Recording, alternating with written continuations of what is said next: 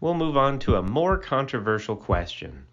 Did European imperialism benefit Asia or ruin it? This has become a taboo question in universities nowadays, but the balanced answer is both. Western imperialism brought benefits to Asia that have allowed Asia to develop today, but it also left permanent scars that continue to be a challenge to Asia as we speak.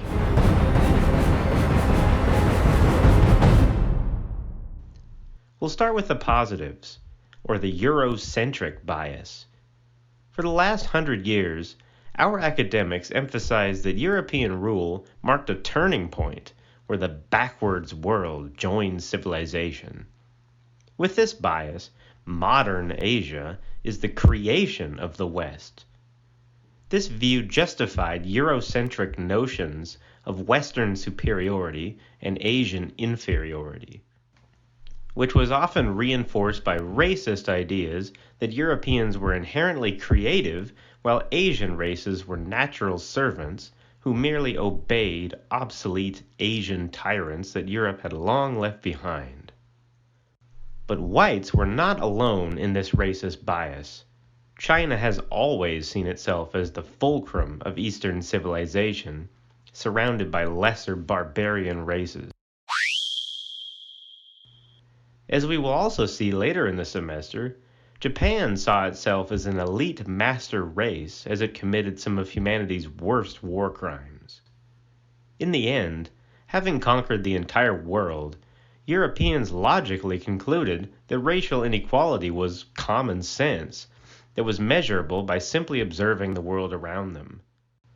But as you've seen in this class, Asia was by no means backwards, with its ancient civilizations going back thousands of years before Rome or Greece.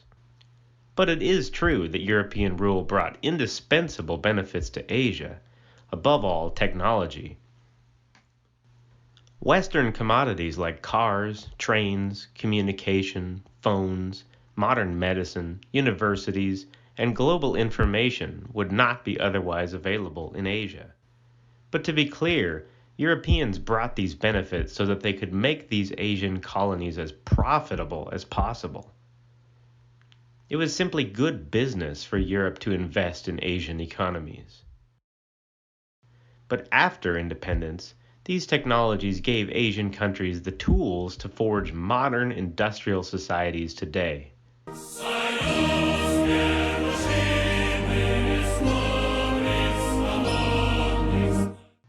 And we should also remember that the communist ideologies that built today's China, Laos, and Vietnam are essentially Western ideas that Asian nationalists like Ho Chi Minh of Vietnam, Kim Il-sung of North Korea, and even the genocidal Pol Pot of Cambodia learned in European academies.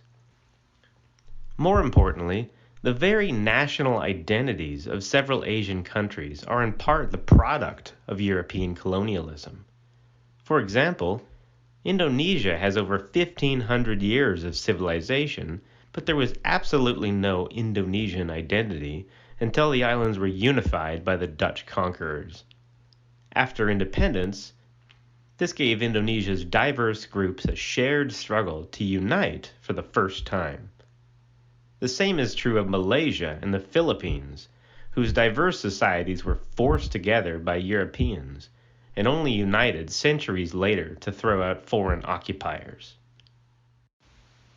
In Vietnam, Laos, and Cambodia, national identities go back centuries before colonialism, but their struggle against French exploitation gave these extremely divided countries a shared national identity as modern Vietnamese, Laotians, and Cambodians.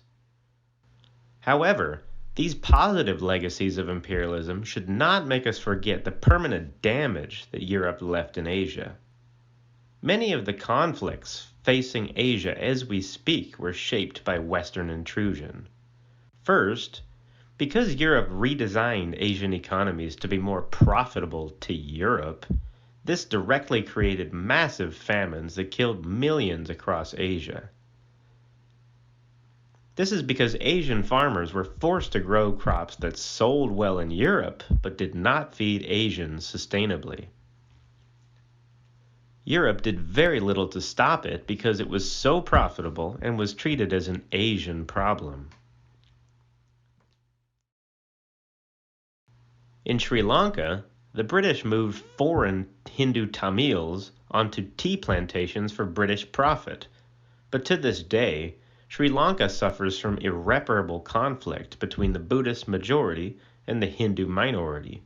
Partly because of these colonial divisions, Sri Lanka has suffered tens of thousands of deaths, Hindu suicide bombings, and terrorist attacks from which it has still not recovered. In the Philippines, tens of thousands have been killed by conflict between Catholics and Muslims in southern Mindanao. The only reason they live in the same country is because they were united by the Spanish Empire. At its worst, because the British forced Muslims, Hindus, and Sikhs to live together in British India, this created permanent conflict after independence because of these hostile groups found no commonality to share one country. The result in the partition of India between Pakistan and India left at least 500,000 dead in the second largest ethnic cleansing in modern history. Otherwise, as we all know, Vietnam and Korea lost millions of lives when their countries were split in half, and Korea is still divided to this day. Two last conflicts. The black-skinned tribes of Papua were literally cut in half for only one reason, because European powers signed treaties to carve it up amongst themselves for mining.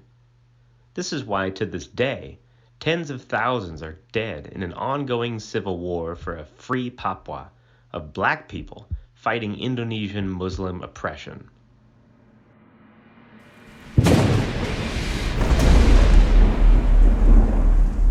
All in all, these imperial traumas created permanent distrust in Asia that continues to this day. This is why communist movements today in Asia have been so successful in winning over the masses against the West. Demonizing the West as a force of exploitation is not a hard sell in Asia. And for China, which was forced by the British to legalize opium and effectively ruin the country, this memory will never fade, as you will see in the readings this week. So after watching all this, I hope you have seen that European imperialism brought both positive development that Asia could not do without, but also incredible damage from which it is still struggling to recover to this day.